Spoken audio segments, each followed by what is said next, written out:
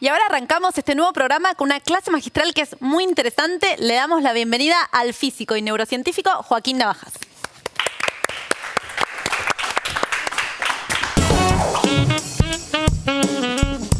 Joaquín es actualmente investigador del CONICET y profesor de la Escuela de Negocios de la Universidad Torcuato Di Tella. Joaquín, como bien dijo Eugenia, nos vas a hablar de sabiduría de las masas. ¿De qué trata este concepto? Bueno, la sabiduría de las masas es la idea de que juntos somos más que por separado y que combinar las decisiones de muchas personas diferentes puede dar lugar a decisiones todavía mejores, decisiones muy buenas. Y si quieren, podemos empezar, por ejemplo, haciendo un pequeño experimentito chiquitito para ver si en esta multitud de 2 personas que tenemos hoy acá en el estudio podemos ver si existe esta sabiduría colectiva. Les voy a hacer una pregunta. La pregunta es, ¿cuánto mide en metros la Torre Eiffel? Y quiero que lo piensen por separado, que no discutan, que lo piensen un segundito mientras termino de decir esto. No se copien y que cada uno me diga cuánto piensa que es la altura máxima de la Torre Eiffel en metros. Okay. A ver, Andrés. Yo digo 200 metros. 200 metros. Bueno, a ver, Eugenia. 400.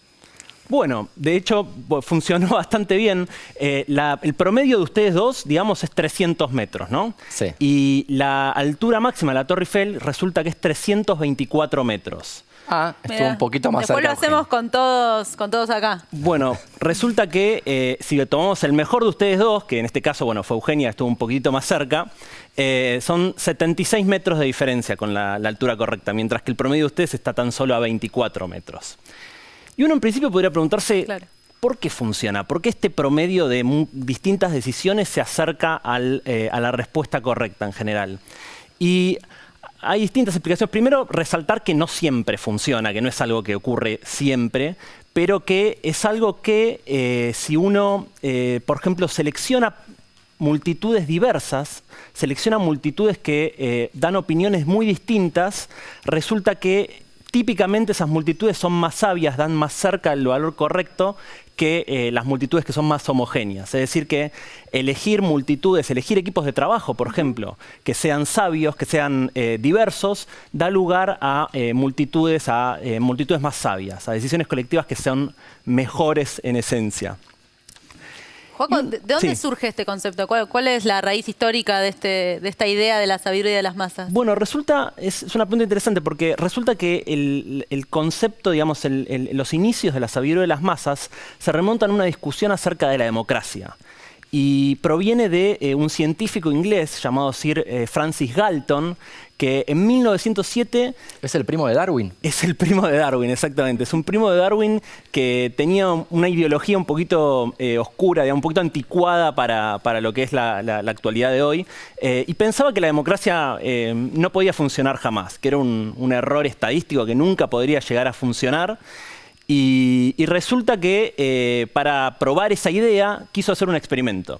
Entonces fue a una feria donde 800 campesinos intentaron adivinar el peso de un buey. ¿Y por qué lo intentaban adivinar? Porque el que se acercaba más al valor correcto se llevaba el buey de premio. Bueno, resulta que el promedio de esas 800 opiniones, de esas 800 estimaciones, dio exactamente en el valor correcto del peso del buey, que era 1.197 onzas. 1.197 libras. Y las 1.197 libras, lo interesante de eso es que ninguno de los campesinos, ninguno de los 800 campesinos había adivinado ese valor. Es decir, que la multitud como un todo tenía la respuesta correcta, pero ninguno de los individuos por separado podía acceder a ella. ¿Se entiende? Sí, sí. Y para que funcione esto de que nosotros no teníamos que charlar, vos nos dijiste explícitamente, no charlen entre ustedes. Para que funcione tiene que haber esa independencia, porque de repente si vos y yo charlábamos, llegamos a una conclusión que no era tan correcta como los promedios individuales, ¿o sí? Exactamente, eso diste en un punto clave, porque si uno empieza a dialogar, empieza a pensarlo colectivamente, ocurre lo que se llama que se empiezan a imitar unos con los otros, y puede ocurrir hasta de manera inconsciente. Por ejemplo, si Eugenia decía 200, como efectivamente dijo, por ahí vos no te animabas a decir 400, que era tu respuesta esencialmente individual, sino que por ahí decías 250. Entonces ahí el promedio de ustedes dos no hubiera dado tan cerca del valor correcto como efectivamente dio. Entonces mantener la independencia y mantener la diversidad de un grupo, de un equipo de trabajo, es importante para generar estas multitudes sabias, estas multitudes donde se acercan al valor correcto. Ahora, si uno se detiene, vuelve a pensar un poco la idea esta de democracia que tenía Galton, una crítica que uno puede hacerle es que el tipo de preguntas que uno está haciendo con la Torre Eiffel o adivinar el peso de un buey, es un poco distinto a los problemas que solemos discutir en una democracia. En una democracia normalmente solemos discutir problemas que no tienen una respuesta correcta clara, una respuesta correcta evidente al menos. Entonces, uno podría preguntarse hasta qué punto son válidos estos resultados para extenderlos a democracia, pero lo que sí se sabe y lo que sí es cierto es que preservar la diversidad de opiniones da lugar a mejores decisiones en algún dominio. Joaco, vos haces experimentos para estudiar este tema, ¿no? ¿Nos podés contar cómo serían esos experimentos que vos haces? Totalmente.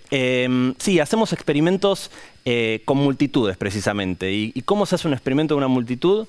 Bueno, nosotros tenemos un acceso muy raro a hacer los experimentos más masivos del mundo, que se hacen en TEDx Río de la Plata, en una sección que se llama TED Experiments, donde hacemos básicamente un experimento cortito de aproximadamente 15-20 minutos, con los participantes del evento de TEDx Río de la Plata. Son como 10.000 personas. Que son como 10.000 personas. Es un montón, es el sueño del neurocientífico. Tal cual, es el evento, es el N más grande que existe en un experimento simultáneo, digamos. Y resulta que tenemos acceso a eso porque las personas que van a hacer el experimento nos prestan ese tiempo y se copan y hacen el experimento, básicamente. Y hicimos un experimento en el año 2015 en el cual estudiamos esta idea de la sabiduría de las multitudes. Y les hicimos preguntas, de hecho, muy parecidas a las que hicimos. De hecho, la de la Torre Eiffel era una de las preguntas que les hicimos en ese experimento. Hicimos otras preguntas, como por ejemplo, ¿cuántas veces dice Fito Páez la palabra alegría en su canción Y dale alegría a mi corazón? ¿Cuántas dice? ¿Cuántas creen que dicen? 30. Yo digo 20. Bueno, ¿sabés que la respuesta correcta es 21? Mirá. Ah, te gané ahora. Así que estuviste muy cerca esta vez. Bueno, hicimos un experimento en el cual nos preguntamos cuál es el efecto de la deliberación, esta propiedad que creemos que es importante para las democracias, en la sabiduría de las multitudes. Entonces, esa gran multitud primero contestó de manera individual, como contestaron ustedes al comienzo. Y luego se agruparon en grupos de 5 y discutieron, trataron de llegar a un valor consensuado, a un valor que representara a los 5. Y encontramos que luego de discutir, las personas, por ejemplo, luego de llegar a ese valor consensuado, podían revisar su opinión y volver a dar un valor individual. Ese nuevo valor individual era mucho mejor que el valor inicial que habían dado de manera independiente. Es decir, que preservar la independencia de una multitud es importante, pero si uno lo hace discutiendo en pequeños grupos, es todavía mejor. Y la clave ahí, la clave por la cual dio tan bien, es que esos grupos eran grupos independientes. Es decir que si Andrés hubiera discutido con otras 4 personas y Eugenia hubiera discutido con otras 4 personas, combinar esas dos decisiones hubiera preservado la independencia entre ustedes dos. Claro, es como una combinación entre deliberación, donde hay una influencia entre los demás, e independencia de los grupos, ¿no? Y como que hay un equilibrio óptimo para llegar a la mejor decisión. Exactamente. Ustedes publicaron hace poco un artículo con Jerry Garbulski, Mariano Sigman y el gran Dan Ariely, todos científicos de renombre internacional en realidad, pero ahí hacen este tipo de experimentos con dilemas morales, ¿no? Y tienen un concepto que me gustó mucho, quería ver si lo podías explicar, el de los grises de alta confianza. Bueno, exactamente. Luego, un poco atajando esta idea de que estas preguntas están un poco alejadas de una deliberación democrática, al año siguiente, en el año 2016... Ojalá fuera tan fácil, ¿no? Ojalá fuera tan sencillo, sí. Sí. Ojalá siempre hubiera una respuesta correcta. Pero muchas veces no la hay. Muchas veces discutimos en el dominio de lo moral o el dominio de lo ético, donde es difícil o imposible establecer qué es una respuesta correcta. Entonces, lo que hicimos fue hacer un experimento parecido en estructura al que les conté recién, pero donde la gente discutía cuestiones éticas morales. Una de las cuestiones que discutió, por ejemplo, fue acerca de la aceptabilidad de la interrupción del embarazo, voluntario del embarazo, del aborto.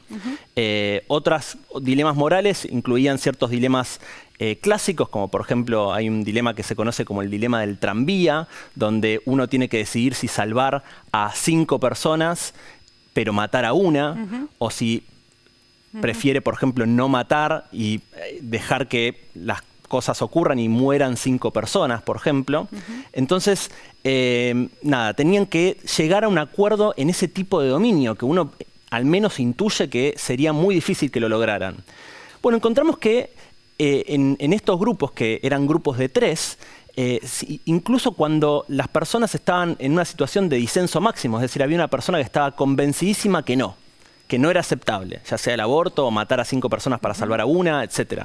Y por el otro lado teníamos una persona que sí, que estaba convencida del opuesto, y había cierta persona intermedia, cierta persona con una posición relativamente moderada con respecto a esos dos. Ese grupo tenía un 50% de probabilidad de llegar a un consenso. Y a nosotros nos parece que ese 50% es un número realmente alto, realmente elevado. Entonces nos preguntamos, ¿qué es lo que predice que ese grupo llegue a un consenso o no? ¿Qué características tienen esos grupos, los grupos que sí llegan a un consenso comparado con los que no llegan a un consenso? Y encontramos precisamente que la característica distintiva que tienen estos grupos son personas que tienen una opinión intermedia, pero una opinión intermedia de relativamente alta confianza. Tienen que ser grises, como vos decías bien, grises confianzudos. Perdón, a ver si entiendo bien. Cuando decís alta confianza es porque ustedes, además de qué lado estás, les preguntan cuán seguro estás de tu respuesta. Precisamente. Ese es un detalle que es importante para entender estos resultados. Nosotros les preguntábamos en una escala del 0 al 10 qué tan aceptable les parecía determinada acción moral. Y luego que también dieran del 0 al 10 qué tanta confianza tenían en esa estimación, en esa opinión inicial. Y generalmente quien se para en el medio es porque no conoce mucho el asunto y opina sin mucha confianza. Pero acá lo fundamental era gente que se paraba en el medio, pero confiaba mucho, ¿no? Como que sabían que era un tema difícil, donde había argumentos válidos de los dos lados, ¿no? Tal cual. Ahora estamos en un proyecto de investigación tratando de desglosar y entender bien qué tipo de proceso hacen esas personas, qué tipo de proceso cognitivo hacen esas personas, pero creemos que precisamente puede llegar a ser esa una de las explicaciones. Claro. Que sean personas porque como vos bien decís, una persona que se pone en el medio, que no dice ni sí ni no, típicamente debería tener baja confianza. Entonces, ¿qué pasa con estas personas que están en el medio y tienen alta confianza? Y lo que creemos es que se paran en el medio del problema y dicen, ojo, este no es un problema es un problema difícil, es un problema justamente donde no hay una respuesta correcta clara y pueden pesar argumentos de los dos lados. Entonces creemos que esas personas que pueden pesar argumentos de los dos lados son las que catalizan un consenso, las que aumentan la probabilidad de que un grupo llegue a un consenso. Bueno, me encantó. Me encantó, espectacular, sí. ¿Le damos la remera? Le damos la remera porque sí. ¿Lo nombramos miembro de la Liga? Sí, te nombramos, pero Está por bien. favor, con honores pasaste bueno, muy bien. esta clase. Joaco, Bueno, Joaco, muchísimas gracias por Sos venir. miembro honorario de la Liga de la Ciencia. Muchas gracias. Un gusto, un lujo tenerte. Muchas gracias. Un lujo total, hace rato queríamos tenerte acá. Bueno, muchas gracias. Y nos vamos a un corte y enseguida volvemos con más La Liga de la Ciencia por la Televisión Pública Argentina. Es nano, es mega, la liga de la ciencia es alfa.